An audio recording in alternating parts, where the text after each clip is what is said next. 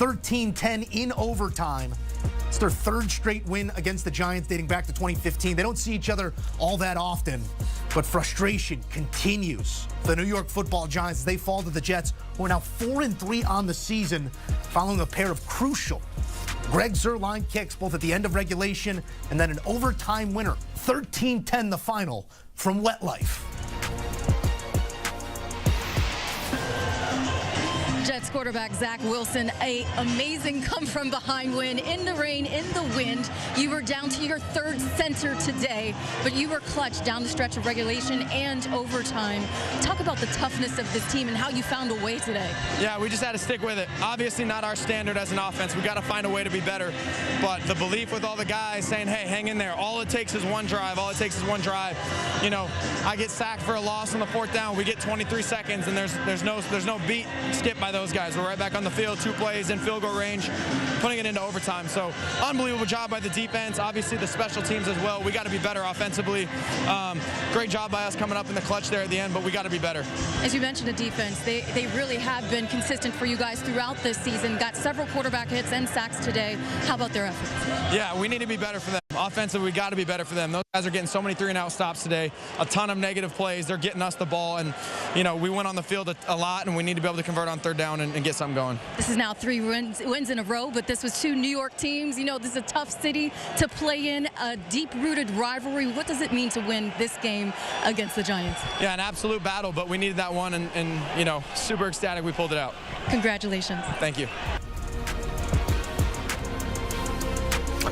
Hard to win a football game when you have negative passing yards. It's an evergreen statement. -9 passing yards for the New York Giants in this game. Tyrod Taylor did go down what was believed to be a rib injury. Tommy DeVito, the backup, comes in. We're professionals. Positive yardage in the pass game is not that high of a bar to clear. This is one of the worst passing games in the history of NFL football, and it came on this Sunday from the New York Football Giants. Belief there at all, including me. Didn't doubt at all. You know, when I saw our defense got a stop there, I was like, oh, 24 seconds, no problem. You know, we've shown we can do it in 2 minutes all year. So, you know, great fight by those guys. Obviously, we got to find a way to be better offensively, but defense is playing lights out, and we got to be more consistent for those guys. Zach, we talked a lot about your confidence and how it's been better. Before that game-winning or game-tying drive, you take the sack on fourth down. In the past, do you think maybe you kind of go into your shell a little bit compared to now this year, you come back, bang, bang, 2 huge passes, and you guys tie the game to go to overtime? Yeah, I don't know. I don't know. I haven't been, I guess, in that in the past. But, yeah, I guess I'm to the point where, you know, short-term memory. It's unfortunate. Wanted to give a guy a chance there on that fourth down. Wanted to keep the play alive. Sucks, obviously, to be in a 4th and long situation. But, yeah, I mean, you really can do nothing besides, hey, move on to the next play. We're gonna get a chance, and you know, you can never not take advantage of those. What was it like when first Connor goes down, then West goes down, you're down to Xavier Newman? Like, how wild was that sequence there for you? Yeah, it hurts, obviously. You know, but I thought an unbelievable job by, you know, X, and then West, you know, first moves to center, and then X steps in, and then Billy's at guard, and you know, unbelievable job by those guys just being ready to go. You know, me and X have never even taken a snap together, so it was like, hey, let's lock in and get this right. And you know, he asked me on the fumble, like, oh, was that me or you? And I'm like, dude, that's me. We just haven't practiced these, you know, like I'm out there trying to figure out, you know, where to put my hands to be comfortable for you. And so I was like, you know what, we just got to move on. Next play, screw it. That kind of stuff's going to happen in a game like this. So, you know, keep your head up. We're going to keep going. And I thought unbelievable job by those guys fighting. Zach, when things are going the way they were, which obviously wasn't the way you wanted on offense, leading into that last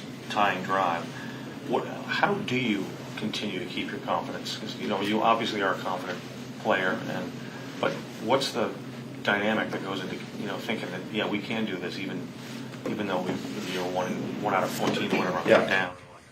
I think it's situations like exactly what we just went through as to why you have to remain confident, because all it takes is a play, and really all it took was 2 plays. You know, we got in field goal range, and we had no doubt going into overtime we were going to win that game. So all it really took was those 2 plays in that 2-minute drive, and that's why there's no quit. And they talk all the time in football about having a short-term memory. You have a bad play, you get frustrated, a bad drive, things don't go well.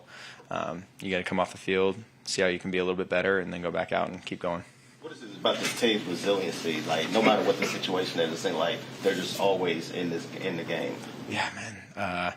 The defense is definitely keeping us there, and those guys are doing an unbelievable job of getting those 3-and-out stops, especially today. They're getting us the ball a lot. We needed to be able to extend some drives, but, I think we're always going to be in close games with a defense like that, and so we got to keep leaning on those guys. We need to play more balanced football and help them out offensively by scoring some points and converting on some third downs. A lot was made in Denver when you guys didn't get to play off for halftime, right? And today, similar situation. How much work have you guys done on that since then, or just talked about, having heard to see in that situation? Yeah, coaches have done a great job of bringing up situations, how to correct that. I mean, I think that one was obviously time was quite a bit lower than Denver, and the pass was quite a bit further. So an unbelievable job of the offense being dialed in, especially like with guys that probably haven't been taking the practice reps of working those situations in practice. I mean, such a good job by them being on top of it. I remember right before the drive started, X was like, hey, if we clock it, what's the cadence? I'm like, like that just kind of tells you we haven't practiced that. So just overall communication of just getting the guys where they need to be and the absolute hustle right there, and Allen doing a great job separating, and then everyone getting set super quick. I mean, it was flawless. What was your sense of relief when you do spike it? Because I'm sure you don't have time to look at the clock. You're just on your own body clock or whatever, mental clock.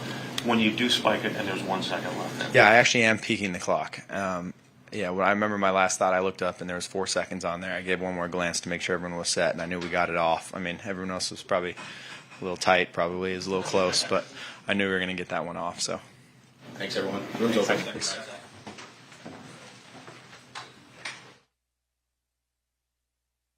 Deal with injuries real quick. So Al Woods tore his Achilles. He's done. McGovern's dealing with a knee. We'll know more tomorrow. And then Wes Schweitzer is dealing with a calf. We'll know more tomorrow. Coach, how about the way the team played with less than a minute to go? They weren't converting on third down, but they came and they finished the game in the fourth. For sure. A lot of resilience, from this group. And it's kind of been, it feels like the mark of this group. It never feels like it's out of the game. Will McDonald on the field goal block to disrupt the kick just enough, and then the offense to go down and get the points we needed. But resilient, a lot of things we got to clean up, but glad we came away with the W. Is this sustainable, Robert? Not playing, playing great defense, doing all that stuff. That's sustainable. Making mistakes, penalties. Turnovers, not sustainable. So, like I said, the good news is we can correct it on a W, but there's a lot of things we got to clean up for sure. You guys get the ball there with 20-something seconds left, literally time for 2 plays. What's going through your mind as you're on the side? Well, first off, initially before the ball snapped, it's we're thinking clock situation, get the ball down and get a shot to a Hail Mary.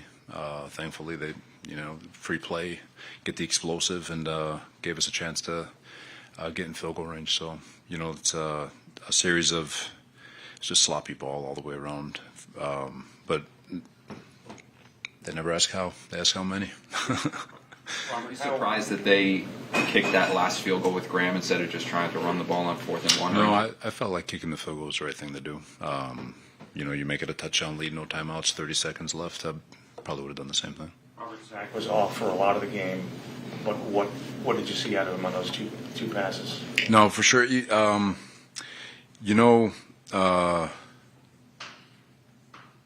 kid's got a lot of resilience. I mean, he's going to stay in it. He's got a lot of confidence in himself. There's things he knows that he's got to clean up.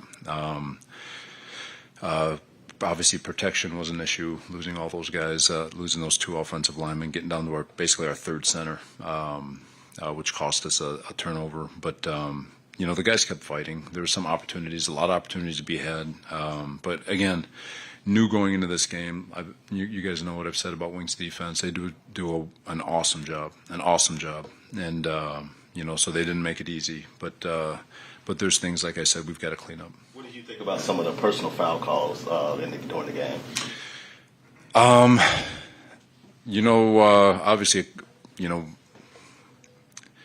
it's unacceptable because when you leave it in the ref's hands, whether you agree with it or not, it is what it is. You can argue the Quincy one wasn't, but the JJ one on third down, Jermaine Johnson, unacceptable. I get it. Our guys play hard, they play fast, they play violent, and I love it. But we just got to understand. We usually know where to draw the line. Today, it just wasn't clean enough.